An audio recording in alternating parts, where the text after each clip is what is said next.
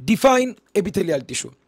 Epithelial tissue এর ডেফিনেশনে বলা হয়েছে the tissue where the cells lie closely side by side on a basement membrane and thus form outer covering of organs is called epithelial tissue. So let's crack it. আমরা প্রথমে focus করব হচ্ছে এইটুকুতে, side by side. দেখো সেলগুলো side by side আছে, এইটা শুধুমাত্র is not enough to define epithelial tissue. হ্যাঁ, কেউ যদি মনে করে যে না পরীক্ষা হলে আমি ভুলে গিয়েছি, শুধুমাত্র এইটুকু লিখে দিয়ে আসবো, সেই টিস্যুটা যেখানে সেলগুলো সাইড বাই সাইড থাকে তাকে আমরা এপিথেলিয়াল টিস্যু বলতেছি। না ভাইয়া, তুমি খেয়াল করো নার্ভ টিস্যুতেও কিন্তু সেলগুলো কি আছে, সাইড বাই সাইড আছে, একটার পাশে আরেকটা আছে। সো এভাবে তুমি বলতে পারবা না। বাট তুমি যদি এটা অ্যাড করে দাও, লাই ক্লোজলি, বাই দ্য ওয়ে এখানে ক্লোজলি বলতে আমরা বুঝতেছি একটার সাথে আরেকটা একবারে অ্যাটাচ থাকবে, মাঝখানে ওরা কোনো গ্যাপ রাখতেছে না।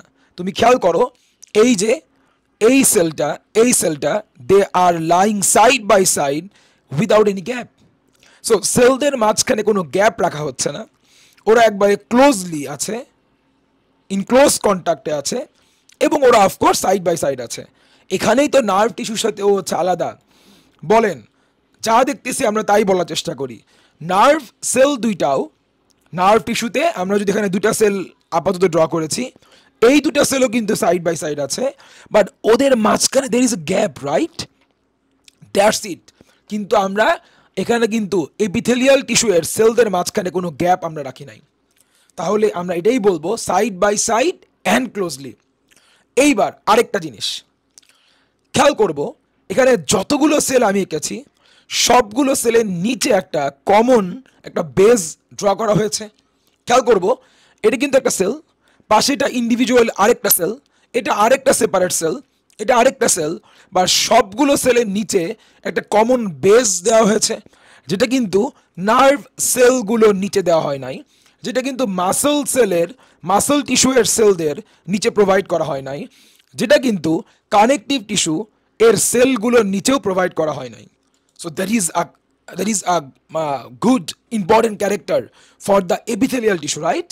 যে এপিথেলিয়াল টিস্যু এর যে সেলগুলো যারা কিন্তু সাইড বাই সাইড ক্লোজলি ছিল, ওই সেলগুলোর নিচে আমরা একটা বেসমেন্ট পাবো, একটা বেস দেওয়া হয়েছে, একটা বেস আছে অ্যাকচুয়ালি।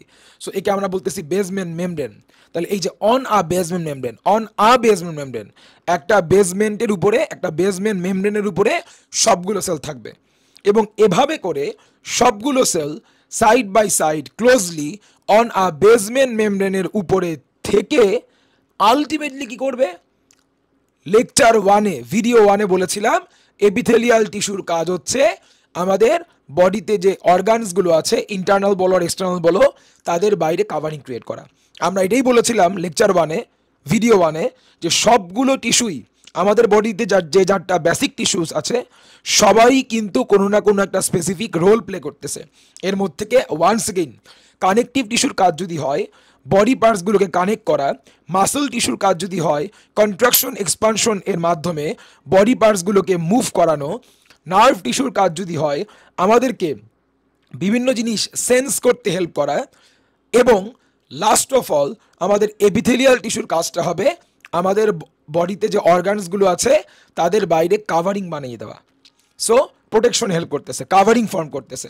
তার মানে আমরা একবার লাস্টবারের মতো ফিনিশিং দিচ্ছি, পরীক্ষায় যদি আসে ডিফাইন এপিথেলিয়াল টিস্যু, তাহলে ইনশাল্লাহ আমরা এটাই বলবো সেই টিস্যুটা, আমরা একটু আমাদের মতো করে বলার চেষ্টা করি, আমরা কি বুঝতে পারলাম যে ব্রো এটা সেই টিস্যুটা যার সেলগুলো কিন্তু সাইড বাই সাইড আছে, ওকে ফাইন, বাট কিন্তু ক্লোজলি আছে, এবং এই যে সাইড বাই সাইড এবং ক্লোজলি থাকা সেলগুলো তারা কিন্তু আছে কার উপরে?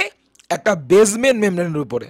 আর এভাবে করে সাইড বাই সাইড ক্লোজলি এবং বেসমেন্ট মেমব্রেনের উপরে থেকে এই সেলগুলো আলটিমেটলি আমাদের হয়ে কি কাজ করতেছে? আমাদের বডির অর্গানগুলোর বাইরে আউটার কাভারিং, সো আউটার বডির বাইরে অর্গানগুলোর বাইরে কি করতেছে? কাভারিং বানিয়ে দিচ্ছে। এভাবে করে আমাদের বডিকে প্রোটেক্ট করতে হেল্প করতেছে। তাহলে সেই টিস্যুকেই আমরা বলবো হচ্ছে এপিথেলিয়াল টিস্যু।